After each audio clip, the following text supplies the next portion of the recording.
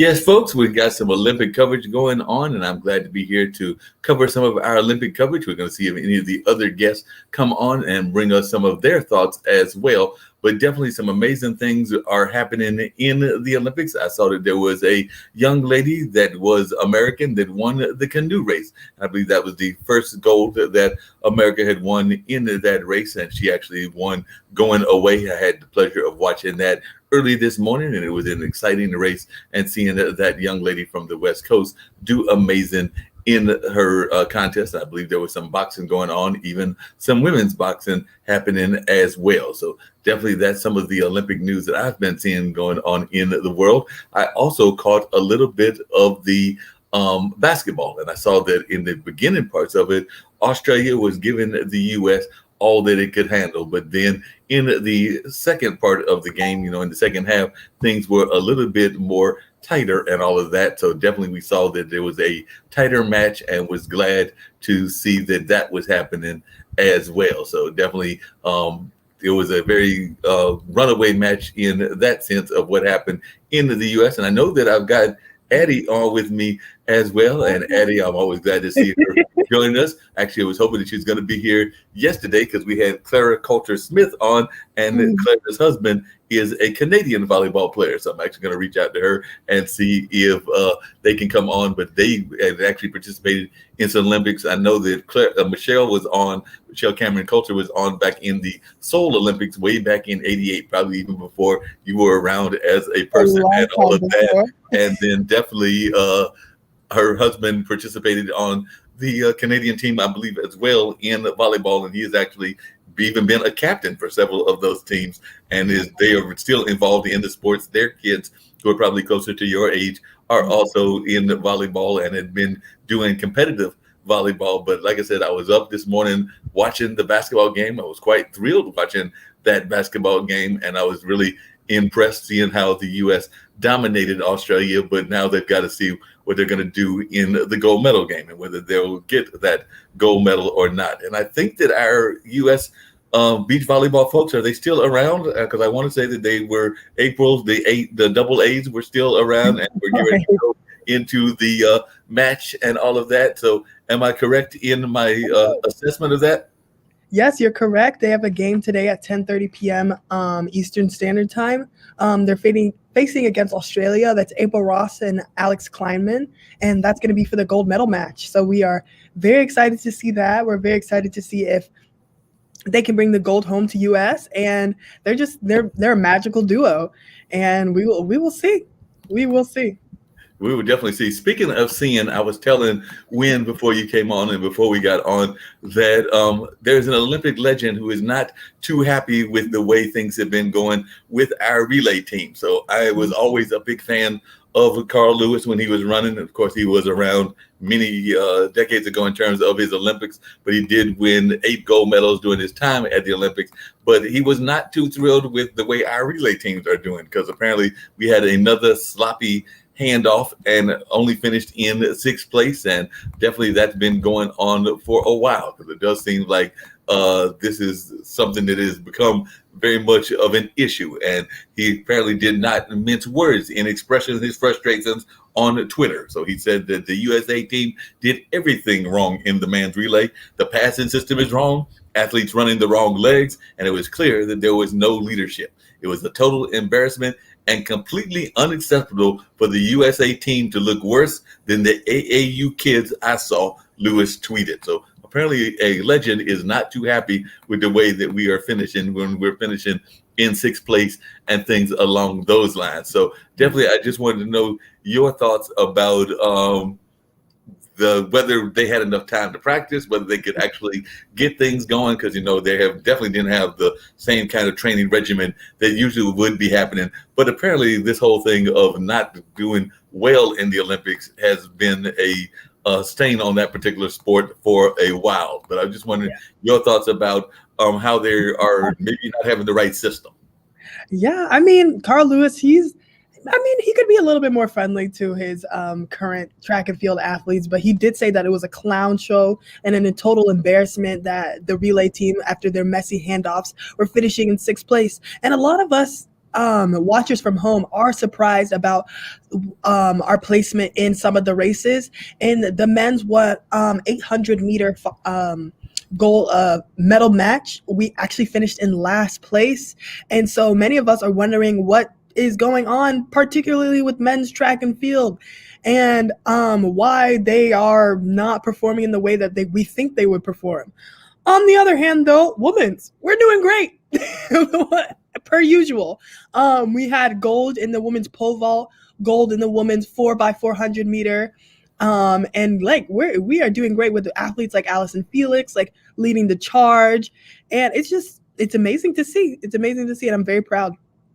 No, definitely. And even on some of the field events, we've not always done that well. But I did want to give a shout out to American Ryan Crouser, who set an Olympic record in the shot put Thursday and won a gold medal at the Tokyo Games. It was only Crouser's second Olympic individual gold medal, as he scored a 23.30, and he dedicated the victory to his late grandfather, who died a week before the games started. So he had a piece of paper with him, and he held it up to the cameras, and apparently he said, "Grandpa, we did it. 2020 Olympic champion." So glad to see somebody give a shout out to a family member who has passed on and all of that. So definitely that was good to see. And also we saw that when Sydney McLaughlin was winning, and she won, and she was one of those women that has done quite well in the Olympics and all of that. She was celebrated in a viral video by her New Jersey alma mater. So definitely the school that she went to and everything, they were definitely celebrating her. So it's really great to see some of these folks getting honored by the parts of the world that they are from. So I know that I had mentioned, and I'm going to try to remember her name and everything, the young lady that was running the canoe race, because I did watch that last night as well. And I was really impressed with the way that she, like I said, she was in a tight race, maybe in the first third to a half of the race. And then by the time it came down to winning the championship and all of that, she left everybody else in the dust. And I want to say that for the women, maybe not for the men, but for the women, is a relatively new sport. But definitely seeing her just make that canoe move with quickness. And like I said, I know that she's from the West Coast. It was really fun to watch. So while I'm trying to remember the name of that young lady that won and everything, another sport that I watched I was really impressed with was skateboarding. Because like I said, I was never one of those kids that I did biking as a kid, but I don't remember doing any skateboarding, and that's a relatively new sport. But whether it was the adults or whether it was the young kids and everything, some of those stunts that they were doing with, the skateboards are going in the air, you're suspended in the air, then you've got to grab it, catch it, and land on it, and then continue on these routes. I was really impressed. But like I said, I know that I can do it, and we've actually got some skateboard parks even here in Durham, North Carolina. But I was just wondering your thoughts of maybe even watching some of these young skateboarders and their skill set. Yeah, well, I mean, first and foremost, I would like to say hi to our fellow co-host, Mr. Steve Rao, coming in from a council member from Morrisville, North Carolina. Hello. Also, what are your thoughts on these new sports that are added to the Olympics, like skateboarding, BMX? Yeah, it's amazing. I missed, first of all, thank you so much. I'm actually on vacation this week, wearing my Captain America shirt, where you go Team USA, and my USA hat. Yeah, I mean, I think it's quite fascinating. I mean, I love the skateboarding, canoe slaloming. I just watched a little bit of the climbing, the wall climbing. There's so many different sports. It's just amazing. It almost makes you feel like we miss out on watching a lot of these other sports because we're so focused on, just the big ones like football, basketball, tennis. I'm a former tennis player, so watching that. Badminton and table tennis as well. I didn't get to see as much of it, so I've been watching a little bit on my phone, just the highlights. But I wasn't able to see some of that this last 2 weeks. But I think I wish there was almost like more coverage of these different sports over the year. I know when I was growing up, there was the Wide World of Sports, and it was called The Thrill of Victory and the Agony of Defeat. And they would, in the summertime, have all these different sports. I've enjoyed beach volleyball, regular volleyball. I mean, I could go on and on, but some of these new sports are very unique. And so I wish they could get back some programming where they could have more in the mainstream, the different sports. No, I definitely agree with you, and hopefully, maybe that's one of the things that we can have happen here on the network. Because I do know that we've been doing some stuff with fantasy football and with some other sports as well. So hopefully, we can get some more sports coverage on a regular basis. But I do agree that we need to have more of the sports coverage. But it's also been great seeing some of these young people that have been competing. The young lady that was the canoeist that I was trying to remember was Nevin Harrison, and she actually won the USA's first canoe sprint gold. And like I said, I watched that race, and I was really impressed when she won that contest, but she's only 19. So definitely, like I said, we're seeing a lot of young folks that are coming out there and winning in sports that, like you said, aren't oftentimes thought of during the course of the regular year. And this was her first ever Olympics. Mm-hmm. And I mean, we're seeing a lot of young girls and young athletes just excelling at their sport. We're seeing a 14-year-old win gold for gymnastics for China, another 14-year-old winning gold for China in diving, another 14-year-old winning gold for Japan in skateboarding. These are young kids who haven't even started high school, haven't even started middle school, winning golds for their country before they even have to pay bills. And it's amazing to see. Yeah. And Adair, what is your sport? Are you an athlete, a former athlete? Yes, I'm a current athlete. I play volleyball. Current athlete. Duke University. I'm actually inside of Cameron Indoor Stadium. You're a Duke player, right? Yeah. I play volleyball, and I know a lot of volleyball player. That's right. Okay, excuse my ignorance. Yeah, fantastic. No, congratulations. Yeah. I'm glad I didn't wear my Carolina hat. Yeah, that would have been a bad. No, that would not have been a good thing to do. Anything. What year are you in school there? I am a senior, sadly. But yeah, I'm actually in the historic Cameron Indoor Stadium. This is where my locker room is. This is where I'm reporting live from. Cool. And yeah, awesome. We're talking about definitely volleyball. Appreciate you reporting live and everything from there. And there is some possibility that I believe you said that you may be representing a certain country in the 2024 Olympics. I mean, it's a long process. Of course, you've got to go through tryouts and everything else. But there is a slight possibility that in the Paris Olympics, we may see you competing for, unfortunately, another country. But definitely share a little bit about that with us, because I do know that you have expressed interest in possibly competing for the country of Nigeria, which is your homeland and everything. I love Nigeria. Thank you. A lot of people do, and more. We need to get Mr. Nick on board so he can love Nigeria too. I'm very close to the Nigerian community. I'm a member of the Igbo tribe. Actually, I got presented an award by the embassy, so I love Nigeria. That's my mother's tribe, but for Nigeria, I mean, I've been through the Olympic process. I was in the under 21s USA team. I went to Aguascalientes, Mexico to compete in Norsica, where we won the gold there. And so I know the pipeline. I know most of the girls on the national team right now. I text them. I'm like, hey, great job. Like, you're doing amazing.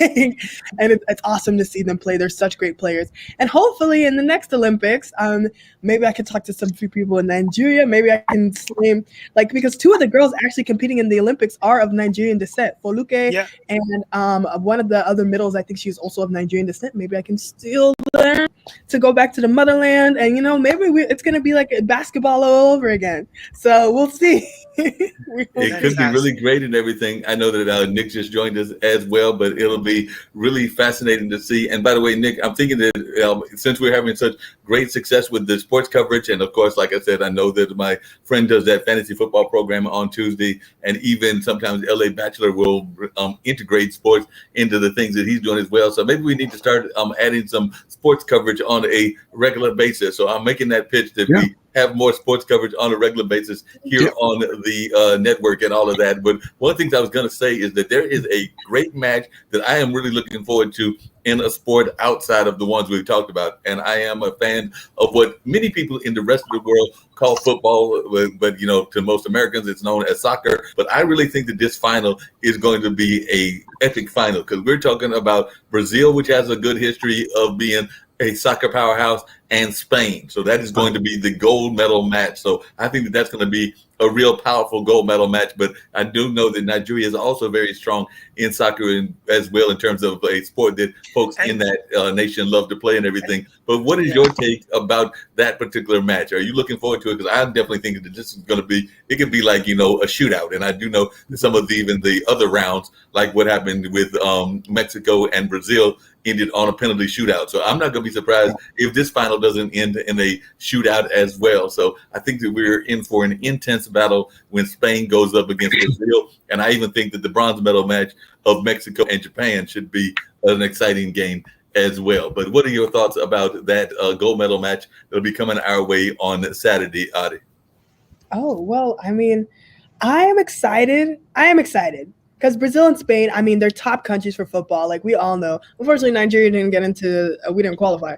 But Brazil and Spain, they're top powerhouses for football. The only thing that gets me a little disappointed is like we are not seeing these big names of soccer that we know competing in the Olympics. Like there's no Messi, there's no Ronaldo, there's no where are they? Where aren't they going to represent their country? But to them, I feel like the Olympics is not as competitive as maybe like the World Cup or others. Big soccer championship. So yes, I'm excited, but I am a little disappointed not being able to see those big names that we are used to in soccer as well. Yeah. Speaking of Nigeria, a lot of the Nigerian tennis team, the Davis Cup tennis team, they all live in Raleigh. So many of them actually came here in the 70s, the 80s, the 90s to play for Shaw University and North Carolina University. Yep. So Moses Igbenogbu, Gania Delican, all these guys are now tennis pros. And 20 years ago when I moved here, before I got into politics, I used to play tennis with them. We all scrambled and played, but it's a huge Nigerian community here, and it'd be great to see them. Hopefully, they're doing well in soccer. And I don't know what time is that gold medal match on Saturday. Hold on one second. I'll be able to tell you that. But I'm pretty sure it's in the afternoon or evening time. Morning, actually. 7:30 a.m. Eastern Standard Time. I don't know what time that is. You just got to get up early to watch it. But the thing I'll be driving back though from the beach. But Ada, we have on the IBM TV network for over a year now a broadcast from Lagos, Nigeria, Brother Mike's Mind Closet. Yes. So maybe we should see if Brother Mike will get you on his TV show. It actually originates from Nigeria. He has guests from all over the world, but mainly, it does have a lot of interesting aspects of Nigeria on that.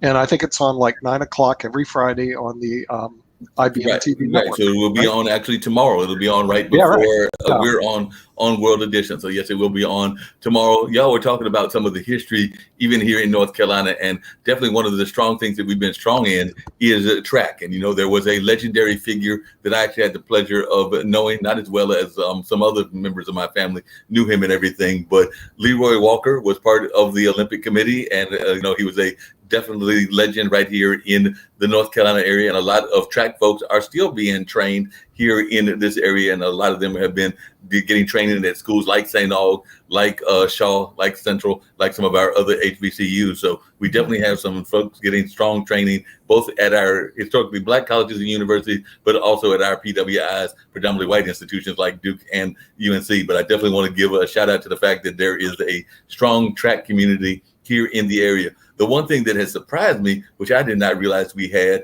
but apparently over there in the small town of Holly Springs, there must be an active BMX community, because we do know that there was some kind of acrobatic sports in terms of newer sports and things of that nature. But there is a training facility in that small town, and apparently they've got at least 3 countries that were represented in that sport that were trained in that facility. So I did not realize that like a small town, because Holly Springs and Marsville are probably comparable sizes, but in that small community, they have become one of the epicenters. I won't say the only epicenter, but one of the epicenters of BMX biking. So just wondering what you think about the ability to have these kind of sports trained in these small environments. Well, real quickly, Jordan Windell also, his father served on the city council. An amazing story. He actually ended up leaving the council, and that's a long story. But his son, Jordan Windell, is on the U.S. Olympic diving team. And he's an orphan from Cambodia, who Jerry Windell, who is an openly gay man, adopted him, was a Navy, a hero for the United States Navy, and heard the story of Jordan and adopted him. He had all kinds of challenges, and he raised him, and their dream was to go to the Olympics. And Jerry wasn't able to go. He was in California.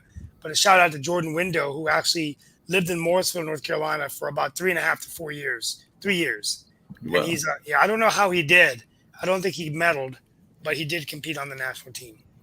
Right. So, I mean, diving, like I was talking about before, like diving right now, China's the big competitor. They have 6 gold medals, in which in the women's 10-meter platform was won by a 14-year-old a 14-year-old, who got a perfect score and broke the all-time diving final record. She got 3 perfect dives, 10s across the board. So diving this year was very, very impressive. Yeah, absolutely. Very No doubt, impressive. that's been very impressive, and diving's been going quite well, and definitely some of the other sports that are going quite well as well. Was there any particular sports? Like I said, I'm definitely looking forward to beach volleyball. I'm definitely looking forward to the basketball continuing matches. But are there any other sports that everybody is looking forward to? So I guess I'll start with the boss and then come down to Adi and everything. But Nick, is there any sport that you are particularly looking forward to as we go through the next several days? We still got 3 more days of coverage to go and 3 more days of the Olympics to go after today, because we're going all the way till the 8th and all of that. But is there anybody that you are excited about? Yeah, I would like to see the volleyball team compete. I mean, the thing is, beach volleyball and regular volleyball, I mean, the USA's got really waxed, in men's volleyball. And so the thing is, some of these volleyball teams, Mark, are really, really good. And it's certainly a sport worth watching. So that's pretty good. Yeah, I think it's a great sport. I think it really deserves, it just doesn't get enough love. I mean, I don't understand why ESPN doesn't cover it. It's a killer sport. You can't stop not watching it, because you never know when they're going to be able to dive and actually hit that bloody ball. They jump way out there and bang, if they hit the ball up, then somebody's got a shot at it. So it's certainly worth watching. And I think beach volleyball is the same way. Indoor volleyball is really good. And I think the volleyball thing, volleyball teams really deserve their own highlight. And so it'll probably become a major sport not too far in the distant future. After Adi has graduated, she goes on to pursue a career somewhere else, and all of a sudden she goes, "Hey, volleyball's a major sport. I used to play." I'll be there when it becomes a major sport. Don't worry. Well, no, she's already made it very clear that she's going to be in the middle of the mix and everything. Yeah. Adi, did you watch the match between the U.S. women and the Dominican Republic? Because apparently that was a blistering quarterfinal match, and I know a lot of people are talking about the absence of certain starters like Jordan Thompson and Jordan Poulter, both out with injuries. So I was wondering, did you watch the match, and how do you feel we can do as we continue going forward? I mean, we did blow them out 3-0, but those 3 matches out of 5 were hard won. Jordan Thompson, she was a leading scorer. I love her. She's an amazing person, so nice. Her and her husband, amazing, love them. But the U.S. struggled a little bit offensively without her, and it was amazing to see how they came together as a group, tightened their defense, tightened their blocking, tightened their passing, and made it work, and then pulled it against a really aggressive offensive Dominican Republic team. And so because of that win, they pushed them into the semifinals, which they're actually going to play tomorrow at 12 a.m. Eastern time against Serbia. And then also Brazil and South Korea are playing at 8 a.m. Eastern time to see who would make it into the finals. And I think the U.S. has it this year. I really do. Yeah, that'll be great to see. And I know that in the past we've had Sasha with us, and he'll be glad to know that a Canadian won the gold in the men's 200 meter, the first time that a Canadian has done it since 1928. So we're talking just a little bit less than 100 years ago was the last time that a Canadian actually did that well. So definitely big shout out to Andre DeGrasse and the fact that that has happened. And, yesterday we had Michelle Cameron Coulter on, and she's in that artistic swimming kind of competition. But there was a member of the Russian Olympic Committee that won her 6th gold, a record for the sport. And apparently she did a somewhat terrifying spider-themed duet with her partner, Svetlana. And I'm not even going to try to butcher that last name and everything, but definitely it does seem like she has done a great job and all of that. But I was just wondering, we'll have to reach out to her and see what she thinks about that particular kind of terrifying move, because as she pointed out to us yesterday, that is considered the 2nd hardest sport to do, particularly in individual sports. It's like the gymnasts are number 1, and that sport of synchronized swimming is number 2 in terms of difficulty rating, because there's ratings for everything, and apparently they put out ratings, and as she pointed out to us yesterday, that was rated the 2nd most difficult sport, particularly in the individual sports. Absolutely. And hopefully I'll be, when we joke a day that in 2060, when I'm 90, I'm running for the presidency of the United States. So even though I'm only a city councilman and I'm thinking about running for either the state senate or U.S. Congress next year, the idea would be that I got to stay fit. Right. So, so today I ran 11 miles on the beach, about 1 hour and 40 minutes. Felt great. So I kept that heart pumping, the blood moving. I'm just joking. I'm not running for president. But but Joe Biden is so young and sprightly at the age of 78. He is very much sprightly and all of that, but unfortunately, some bad news that we had in the sense of the Olympics was there was the first documented cluster of COVID-19 infections, and unfortunately, it was in the artistic swimming group and everything, and it was among the Greek artistic swimming team. But that's the first confirmed cluster of cases. So definitely, we are seeing that it is still impacting what is going on even in the Olympics. But on a more positive note, I did see that there is a gold medal wrestler, Tamarai Mensah-Stock, who said that she is going to give part of her bonus, because sometimes they get bonuses for participating and everything, but she's going to give part of her bonus to actually $30,000 of this $37,000 bonus to her mom. And the reason she's going to give it to her mom is because she wants the mom to go buy a food truck, because apparently the mom is into like food trucks and that whole business and everything. So she's going to give a sizable portion of that to her mom so that she can go buy a food truck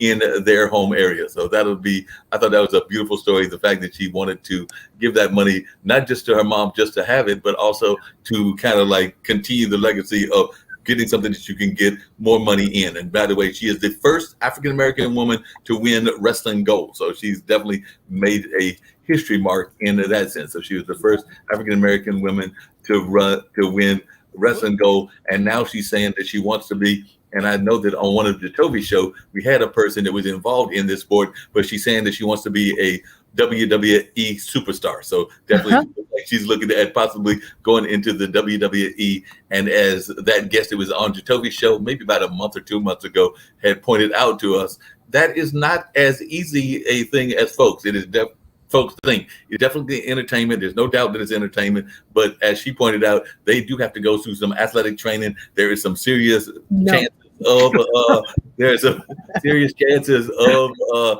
injury and things along those lines. So definitely, there is some training that has to go in that is athletic training. So we definitely want to give a shout out. And I see that Addie is looking at our founder of this network and saying, "No, Nick, I'm not going into wrestling. You can't make me go into wrestling. It's not happening." Is there Olympic boxing, men's boxing? Because I saw welterweight women, but there is Olympic boxing in both. A lot of the boxing has been historical in the Olympics for years and everything. So I do know that there is. Definitely, I'm still trying to get Ray Leonard, Sugar Ray Leonard's son, to come on, and hopefully in the next few days and all of that. But definitely, there is boxing on all of that side, but I haven't seen how we're doing or what the results have been. But I do know that Olympic boxing has been around, and I don't think it was one of those sports that was moved. And definitely there has been women boxing, because we've seen the women have actually not done that bad, some of our American boxers, from what I have heard. But the other thing that's going on and comes back to something that we talk about on all of our shows is the climate. And apparently the Olympics are doing a good job with the climate, because it says that 100% share of the games are powered by renewable energy.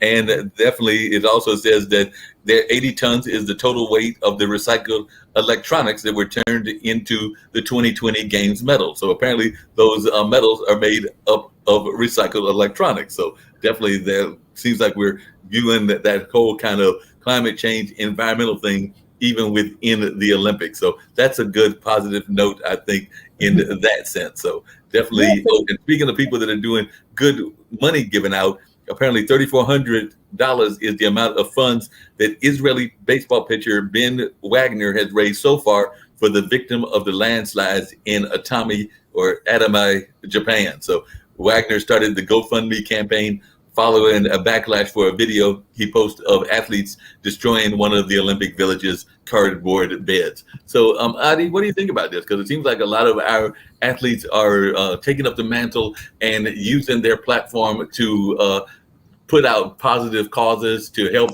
positive causes, whether that's family causes, like the case of the food truck, or whether that's issues that they are concerned about. So what is your thoughts about athletes as activists? I mean, it comes first and foremost. Athletes are activists, and we see it every day.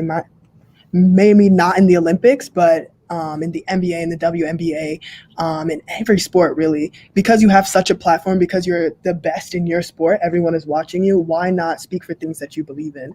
And the Olympics has taken a very strong stance on trying to be anti-political, banning anything to do with Black Lives Matter, banning anything to do with even the Iranian-Palestinian conflict, like the refugee team or Israeli conflict, and not trying to be on maybe not the right side of history, but trying to be on the side that doesn't really have an opinion. And a lot of athletes are taking backlash against that. They are speaking for what they believe in, regardless of what penalties and fines they might face. They're winning their golds, they're winning their medals, and then still speaking for the political movements and subjects that they want to talk about. And I think it's great.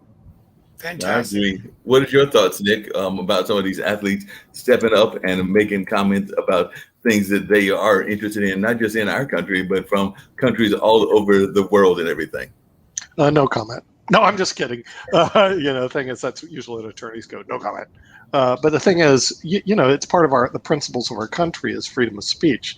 I mean, it was in the First Amendment. So to give you an idea, they thought it was really, really important for ideas to be expressed and that we have a free exchange of ideas, which is the whole theory behind freedom of speech. With that, of course, great power comes great responsibility. So you have to be real careful, especially in an international setting, as to not overstep your bounds when it comes to freedom of speech. So, for example, when people deface the Prophet Muhammad, I'm really against that. I think that there's limits on what you should be doing, but when people are speaking up for freedoms that maybe their country doesn't have and like to see, I'm totally for that. I mean, I think that freedom of expression is really important, as long as you just don't infringe on other people's rights and beliefs. I mean, there's no, especially when there's frankly no reason to do it, nor serves no compelling benefit for society as a whole.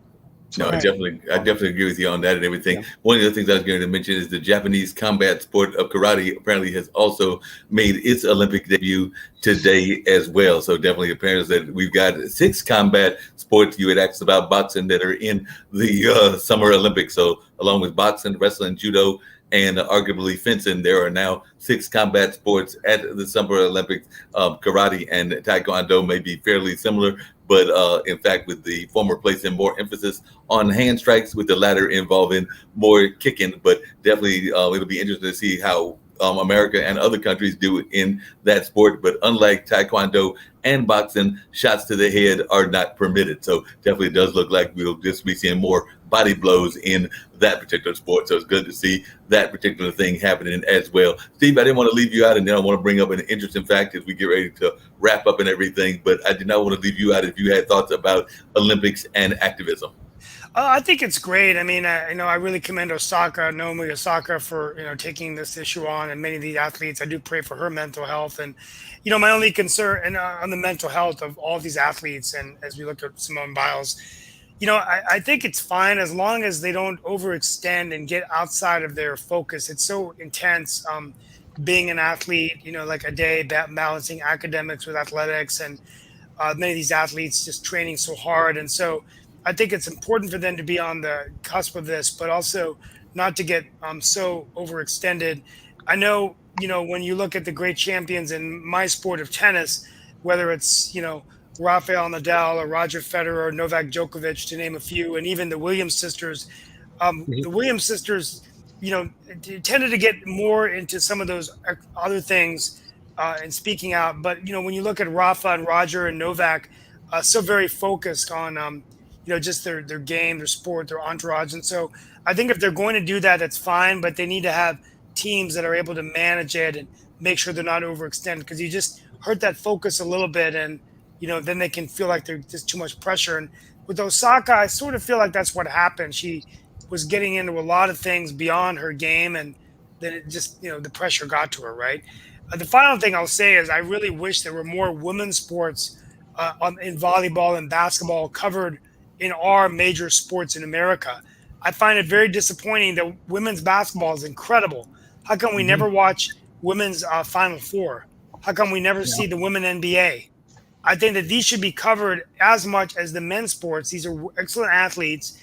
And I'm going to really push for volleyball to be covered more. Both beach volleyball and the main volleyball, both men and women. Why are we not seeing? One of the greatest athletes was Karch Kiraly. Right. And he's a coach. How come we don't awesome. see his sport? We don't see these sports. And so I don't know whether they could have like a separate coverage of these different sports, or maybe it's time for, us to do it on IBM TV network. But, I just feel like it's just football, basketball, men's football, basketball. And definitely, I agree that we definitely need to get some more sports out there, and they do sometimes cover the women's Final Four in terms of the networks, and they definitely do cover the WNBA games, but they don't do nearly enough. But not prime time. I can help answer that question, Steve, because I actually did study that. If you go back to like the 1980s, that there were 50 corporations that controlled 90% of the media in the United States of America. Today, there are 5 corporations that control 90% of what you see, feel, write, or touch. So what we've had is actually a concentration in the United States of corporate control over the media, to where 5 companies, 5 of them, control 90% of what you see, feel, or touch in the United States of America. So with that corporate control, the decisions of what you're talking about, volleyball, the decisions of women's basketball, are all made at a corporate level. The individuals that are watching have no choice of what's being fed to them. So that's what's going on right now. And at the same time, because I've tracked it, social media is grabbing a market share of 25% over the next 5 years that the major media networks can't stop. So they're really very, don't like the stuff that we're doing. Okay, that's all I can say. Well, that's okay. They don't have to like what we're doing. We're going to continue doing this great stuff and things of that nature. I do want to mention Simone Biles, because apparently she did make the comment that she has not ruled out the possibility of Paris. So we may still see her go into the Olympic space, even in the next year. So maybe Simone Biles and Ada will be there in the 2024, because he did recently come out, I think either today or yesterday, and say that it was a possibility. She didn't say whether it was a strong possibility or what the case would be, but it is a possibility. I did want to bring up, as we're wrapping up, something that definitely Wynn brought up and everything, in terms of why we even saw that picture as folks were looking on the backdrop, which is the concept of, and I'd love to hear Ada's thoughts about this, silver medal sadness, because apparently the next time you watch an Olympic medal ceremony, you need to look at the podium and notice the medalists' facial expressions. But, so predictably, the gold medal winner always looked elated. The bronze medal looks thrilled too. But what about silver? Academic studies have found that silver medalists often look sadder than their gold and bronze counterpart. And psychologists are saying that part of this is because, the gold medal person has made it to the epitome of everything. The bronze medalist is just glad that they placed, and definitely did not have that holy disaster of being in 4th or less and everything. And the silver medalists might be fixated on the fact that they are near gold medals, but they're like in that middle range. So as an athlete, I was just wondering what your thoughts were about that, because I have looked and I did see that after Wynn put that up there, and I did think about some of the past times that I've looked, and you do sometimes see that silver medalist looking as not as happy as either the 3rd place finisher or, of course, the gold medal winner. So I was just wondering your thoughts about these kind of psychology studies that are saying that the silver medalist may not be the happiest person in the world. Not surprising at all. Not surprising at all, because it's a silver medal syndrome. Runner-up syndrome is a very, very real thing. You have the grasp of the gold medal in your hand, and it just slips through your fingers. And a lot of these team sports, you have a bronze medal match where it's just the bronze medal in 4th place who doesn't even get a medal. So in these gold medal matches, we see the silver medal is a loser. Of course they don't want it. I mean, not concerning the Olympics, but concerning a big football competition where it was England versus Italy, and England came, and I know if you guys didn't see that, but that game was amazing. But this was before the Olympics, in another soccer competition. England actually, when they got their medals, took them off on camera and didn't want them. And so that sadness is very, very real, and like coping with being the runner-up is something that athletes have to do a lot. That's why we always try to go for gold. Yeah, it was always good to go for the gold, and definitely there are still a lot of folks that are going for the gold even now and everything along those lines. So it's always good to see folks going for the gold, trying to get that gold medal feeling and all of that. And I agree that silver medal is difficult. That's why I was so impressed in the high jump when the two individuals decided to share the gold medal. That way they didn't have to worry about it. There was 2 gold medals and a bronze medal. And there are some sports, kind of alluded to what Adi was saying and everything, where there are both of the teams getting the bronze medal. Because I want to say that there are quite a few of the team sports that they have that. In some cases, they have the match where there is the third place match, so you might get a bronze. But then there are other ones where there is not a semifinals. There is not a consolation match. So there are a couple of team sports that don't have a consolation match. So then they are doling out 2 bronze medals. So that has happened in at least a few sports and all of that kind of thoughts as well. I don't know if the rest of the panel has any final thoughts that they want to share, but I would give folks a chance to share their final thoughts. And then Mr. Nguyen will bring that lovely jet that takes us on the trip to Tokyo, at least virtually, and all of that. So any final thoughts that folks want to share before Nguyen brings up his jet to Tokyo? I want to thank, it was great to meet Ade. Thanks for letting me be on the show today. Hopefully I'll join tomorrow. But if Ade, I'll get your contact info from Nick and Mark, and we'd love to have you come to Morrisville as an athlete and inspire maybe some of our youth for like a meeting just to meet some of our students. So Mark, I'll get with you and arrange that, and we'd love to have you here. Of course. And I mean, final thoughts for me as well. Just want to catch up everyone on the Olympic tally. We have China in the lead with 34 golds, 24 silvers, and 3 bronzes, bringing them to 74 medals in total. A lot of them are coming in from diving. A lot of them are coming in from weightlifting and shooting. And we have United States coming up as second place with 29 golds, 35 silvers, and 27 bronzes, with a total of 91 medals in total, which is a lot of medals, but a lot of those medals coming from swimming, coming from track and field, and coming from shooting as well. And then we have Japan, the host country, coming in third for the medal tally with 22 golds, 10 silvers, and 14 bronzes, with a total of 46 medals. And those medals coming in judo, coming in karate, which are also native sports to Japan. And it's awesome that they're bringing that home for their country, and also in artistic gymnastics and skateboarding. And fourth and fifth place are Australia and the ROC, or the Russian Olympic Committee. So US, we might overtake China when it comes to first place in medal tally, but we will see.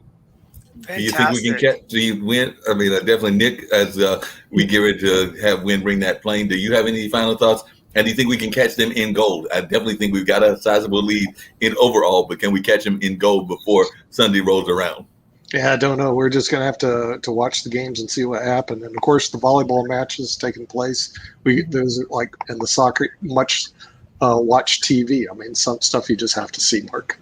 Yep, no doubt about that. So great show, great conversation. We'll definitely be reaching out, and we'll see if Michelle can pop back in, possibly with her husband Al. And definitely, I just recently reached out to a coach with our winter figure skating team. So I've added her to the list of folks that we're in conversations as well with, in addition to Dominique Dawson, whoever else I might be able to find through the wonderful world of the internet. So we're going to see what happens in that regards. I know that Mr. Carl Darden, who is a Navy man and who is involved in definitely some Navy sports, including canoeing and things along those lines, he has expressed some interest in appearing and sharing his wisdom about those sports as well. So hopefully we'll be seeing him in the near future also. So I'll keep that in mind and keep the dialogue going with them, as we still got 3 more days of coverage here of the Olympics. So we've got both tomorrow, Friday, as well as Saturday and Sunday. So definitely the Olympics are winding down, but still some intense competitions